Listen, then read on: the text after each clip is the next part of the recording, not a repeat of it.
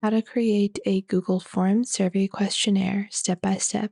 Hello everyone and welcome back. In today's video, I'll be showing you guys how you can create a Google Forms survey questionnaire. So let's get started. Google Forms is one of the easiest ways for you to build a questionnaire, especially if you're a researcher or you're doing your student research, and can help you in getting valuable insights.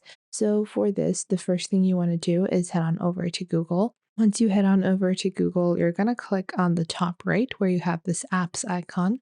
Then you're going to scroll down and you will find Google Forms. You can also directly just search for Google Forms on the Google search engine. Now, once you do that, Google Forms will open up, and this is what your Google Forms is going to look like. If you're logged into Google, if you haven't logged into Google on your browser, I recommend you do to log in. Once you've done that, you're going to click on blank form on the top left.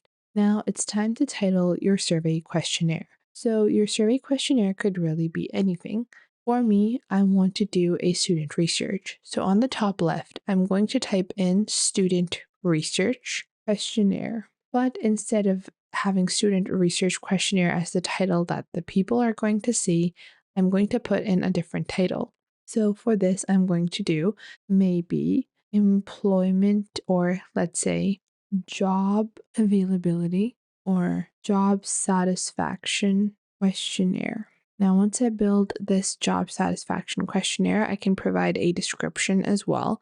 So it's easier for participants or people that are participating in your survey to understand what it is about. So in the form description, I usually like to explain what my research or what the survey is going to entail. So let's say this survey helps us in understanding job satisfaction and remote working conditions like this. Once I've provided a description, I can also format it. To format your description, you can simply select it and you can make it bold, make it italic, underlined. You can even insert links, add bullet points, as well as remove formatting. Now, if you have certain instructions, you can also type these out over here. So once I do that, I can type in instructions, and my instructions could really be about anything. So let's say I want to add instructions saying that rate, or in this, only participate if you are above the age of 21 or 21, and then participation is mandatory. Then I can add another thing. Participation is only for employed individuals. Now I can proceed with adding my questions. Now for this, I want to make the instructions heading bold, so I can just select that and then click on bold like this. After that, I'm going to go into my questions and I can proceed. Now on Google Forms for surveys, usually people have a rating scale. So if you click on the right side, you have different types of answers, including ratings and linear scales. So I want a rating scale or a linear scale. Usually linear scales work better because you can label from 1 to 5 or 1 to 10 or 1 to however many Likert scale numbers you have. So I'm just going to add my first question, which is going to be, do you feel happy at work? And then the labels are going to be, one is going to be very agreed or not agreed. And then after that is going to be highly agree, not agree, highly agree. And in my linear scale, what I can actually do is I can click on description and I can put in 1 to 5 completely. So instead of it just being 1 to 5, I can make it 1 to 4 or 1 to 6, and I can add the individual labels as well. You can also choose to start from 0 to 4 or 0 to 5, whatever you prefer. Once you've done that, you can mark questions as required on the right. And once you do that, you can just duplicate the question and then add the next question. So you guys can see this is what the question is going to look like. Do you feel happy at work? Not agree, highly agree. And people can rate how much they agree. You like to give new ideas at work, like this. And just like that, I can move towards my next question. And this is now on a scale. People can choose if they don't agree or if they highly agree with this statement.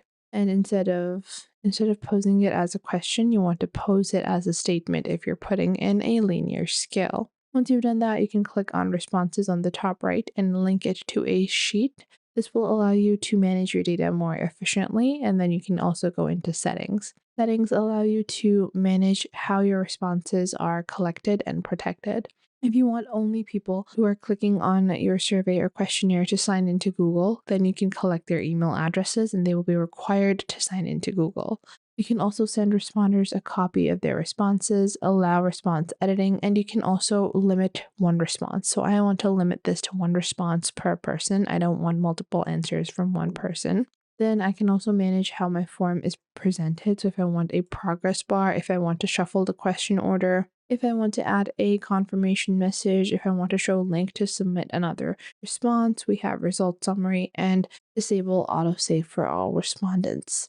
Then we have some of our form defaults and then question defaults as well. Once completed, we can click on the top right preview icon, and this is what it currently looks like. Once I feel like this looks fine, I can click on Customize Theme to customize the appearance and the coloring. So you can choose the accent color that you prefer. I'm going to go with this orange color. And then we have our background color as well. We can also choose to add an image in the header as well as change the text styles and fonts. Once completed, you can click on Publish on the top right, and then you can manage your responder settings. So if you only want people with the link, if you want it to be restricted, if you want to remove the link and only have restricted views, I'm going to make it anyone with the link, and then I'm going to just copy that, and anyone with the link can respond.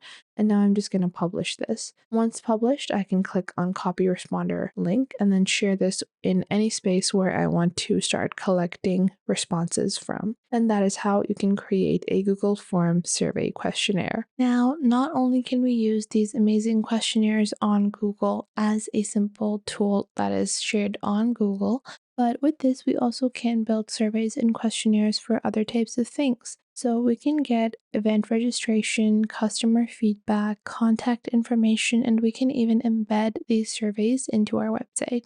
For example, I want to build a survey or questionnaire on customer feedback or event feedback. So let's say that I want customer feedback on my website. I'm going to take this default questionnaire. You can choose your own questions as well. So by default, it has email, name, suggestions, feedbacks, and feedback type. Now, if I want to embed this, I can simply click on the top right, and currently this is unpublished. So first off, I'm going to publish this, and I can click on copy responder link, and I can copy the link to this. But other than that, I can click on embed HTML. Once I do that, I'm going to copy this, and then I can go to Google Sites or whatever tool I am using to build my website. Usually all basic web builders have the ability to include a HTML, and I'm going to go into the right side and I can simply scroll down, click on forms. Because this is Google Sites, I can directly import my form